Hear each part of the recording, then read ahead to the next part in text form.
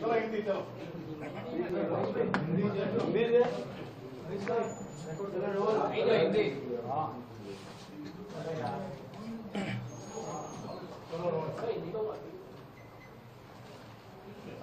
जुड़ी एक महिला को गिरफ्तार किया गया है, कहां से पकड़ी गई है और क्या नाम?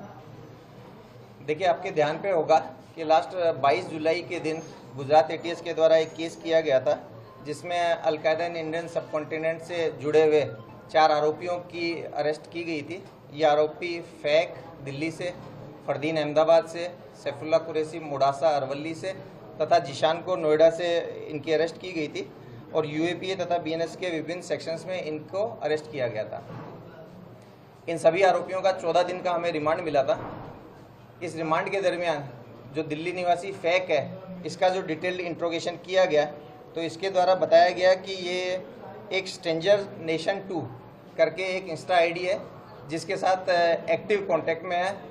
बहुत सारा अलकायदा से रिलेटेड कंटेंट जो है वो ये इसी आईडीज़ के थ्रू लेता है और साथ साथ ये लोग कई सारे जिहादी कंटेंट की आपले में एक दूसरे को लेन देने में ये लोग इन्वॉल्व हैं और जिहादी मुद्दों पे ये लोग डिस्कस भी करते हैं।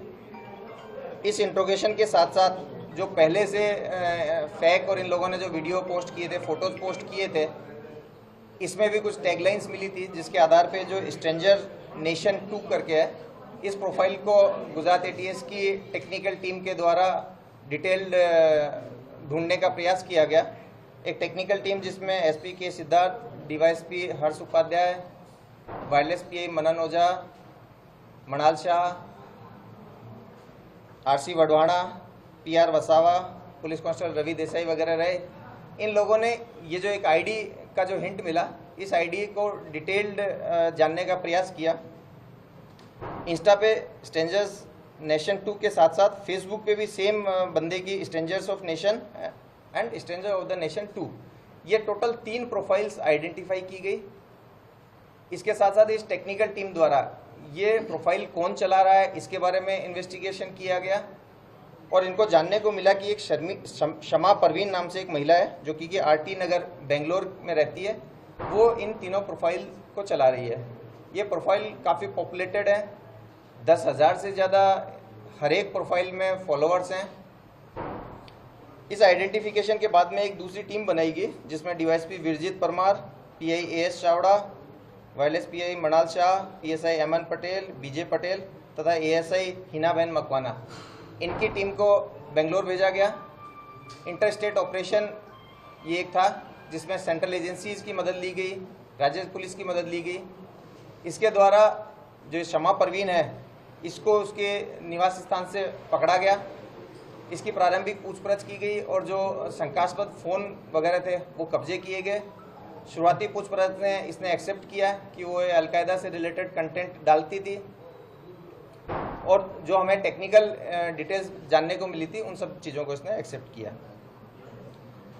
इसके जो तीनों पेजेज अलग अलग पेजेज हैं उनके बारे में अगर डिटेल से चर्चा करें तो इसने अलकायदा के लीडर मौलाना आसिम उमर के काफ़ी सारे वीडियोस अपने पोस्ट्स में डाले हैं जो कि हथियारबंद विप्लव, गजवाए हिंद की स्थापना तथा धार्मिक आधार पर हिंसा व आतंकवादी हमलों का के लिए लोगों को उकसाता है।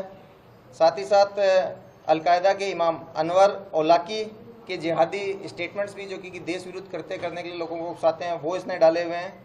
लाहौर की लाल मस्जिद के मौलाना अब्दुल अजीज़ के बयान भी जो कि देश में धार्मिक आधार, जातिगत आधार पर वैमनस्य फैला करके हिंसा फैलाना चाहते हैं, उस तरह के वीडियोज़ भी इसने डाले हैं।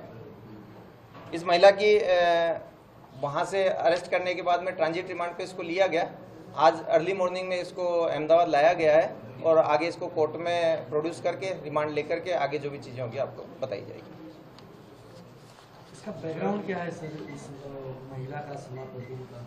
जैसा हमने आपको पहले बताया कि ये जो महिला है ये मूल झारखंड की रहने वाली है और ये अभी कुछ सालों से अपनी फैमिली, ब्रदर मदर के साथ में बेंगलोर में रह रही है। ये बीकॉम तक पढ़ी हुई है और अभी ये कुछ काम नहीं करती है। सर ये क्या झारखंड से ये है तो क्या किसी नक्सल ऑर्गेनाइजेशन से भी जुड़ी हुई है? नहीं, अभी तक की हमारी इन्वेस्टिगेशन में सिर्फ हमारे केस में इसका रोल आया है और किसी बाबत में अभी तक हमारे कोई इन्वेस्टिगेशन नहीं हुआ है।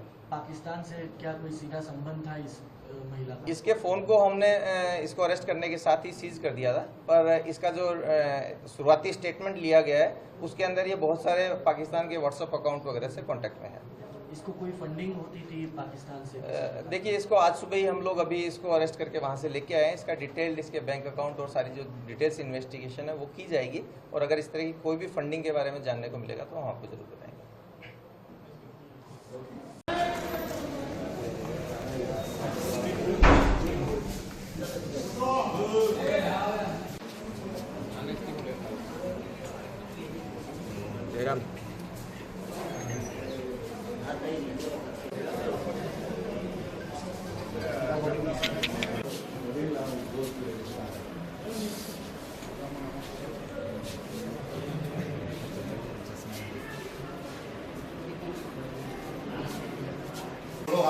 આખો પિક્ચર આવો બેન 2 મિનિટ તો અહીંયા ઊભા રાખો કાં તો અહીંયા ઊભા રાખો પ્લીઝ થોડા આમ ફેરવી દો ને